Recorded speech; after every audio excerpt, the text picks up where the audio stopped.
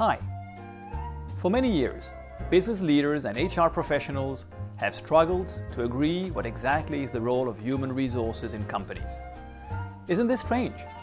There doesn't seem to be so much debate around marketing, sales, or finance. What's the problem with HR? So many people complain about it, and yet it seems that companies, once they reach a certain size, can't live without HR. To understand the mystery of human resource management, let's project ourselves into the Middle Ages, when, once upon a time, a courageous knight is searching for a place to build his new castle.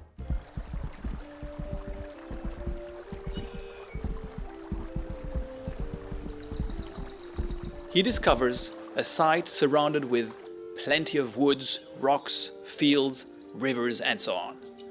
This is his marketplace, and the resources he needs to build a successful business are right there. His business plan is to build a castle. He has the money and plenty of ideas. He is now the CEO. Business prospects look good, and he soon needs help. So he goes and looks for people. He convinces them to join his quest to build a magnificent castle. These are the pioneers, the first knights, the first employees. The company is in a startup mode.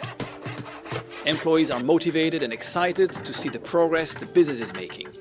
At every success, employees are invited to celebrate. They feel recognized and rewarded. Nothing can affect their enthusiasm. The castle progresses well, but the CEO needs more people. He's now very busy with important business issues, so he delegates the recruitment to other managers or employees. With so many new employees, new senior managers have now been hired. They bring in new habits, new culture too. The charisma of the founder CEO and his first managers become less visible. Some first-generation employees are less enthusiastic. Some even walk away, while most adapt to their new environment. They start seeing some cracks in the village, but they can live with it. One day, two employees who work side by side and trained together made a curious discovery. "I'm tired," says one. "I'm going to relax in my jacuzzi." "Jacuzzi?" says the other one. "How come you have a jacuzzi? I only have a poxy studio apartment." It seems they uncovered the first inconsistencies in employment terms and conditions. So he complained to his manager, and very soon his complaint ended up on the desk of the CEO, along with many others. "Why does he have a bigger office and not me? Why does she have a laptop and I only have a desktop? Why does he have a higher bonus than I?" You name it. And the CEO, by having to deal with all these people-related issues, has now very little time left to do business. He started realizing that without a proper framework to answer all these questions, he was soon going to be overwhelmed by it. Early one morning, the employees awoke to find that there are inconsistent rules everywhere. They don't understand why some have and some have not. Without proper management, the village and castle was drowning in waste. The managers were faced with the heritage of the past. A good old past made of many ad hoc decisions on things like salary, bonus, but also on who could have a mobile phone or a BlackBerry, who could participate to an event, who could have a bigger office, you name it. They became overwhelmed by the numerous complaints and requests. Employees and managers needed to understand the company people policies and practices. But the CEO and his senior management team were unable to deal with each individual issue on a case-by-case basis while still guiding the business. After having delegated all these issues to the CFO, who ended up in the same situation as the CEO a few months later, it was decided to create a new position in order to manage the people-related issues raised in the village. That's how they hired their very first human resource manager. With dedicated and competent management, chaos could make way for order. However, not if the CEO and the HR manager make the fatal mistake of confusing the role of human resource manager with the role of the mayor of the city. Let me explain.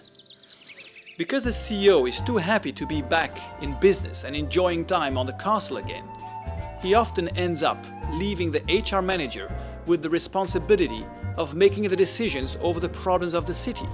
In other words, making the decisions on most of the people-related issues of the company. This often creates frustration within the management team, who don't understand why the human resource manager would have this authority. If he was that clever, he wouldn't be HR, would he? But in fact, it doesn't matter, because the moral of this tale is that the real HR manager is the line manager. Why did the CEO hire an HR manager? To acquire expertise in fields of activities that he originally managed himself, such as organization design and resourcing, performance management, competence management, or reward management. The role of HR is to advise on people-related issues in the company, propose guiding principles and policies to address these issues, and last but not least, ensure consistency in the way these principles and policies are implemented. But it is not the role of HR to decide on these guiding principles and policies. It's the role of the management team, the senior management team, and ultimately of the CEO. In this way, the final decisions on city regulations will be owned by the mayor of the city with the city council, i.e. the CEO with the senior management team, of which the HR manager is part. So let's go back to our Middle Ages analogy to understand the role of the senior management team in HR matters. As Middle Ages cities, companies are organized by neighborhood. We call it today functional areas. Finance sits with finance, engineers with engineers, and marketeers with marketeers. They are the guilds, the corporations of the Middle Ages cities. In those days, for instance, you could find all the carpenters in one neighborhood, all the shoemakers in another neighborhood. Some of you may argue that with market globalization and new technologies this will change. Maybe, but it's not for tomorrow. In the meantime, each functional head is the chief of his or her neighborhood. And when they come together with the CEO, these functional heads form the city council of our Middle Ages city. Just like a city council under the leadership of the mayor, the senior management team represents the interests of the corporations as a whole, under the leadership of the CEO.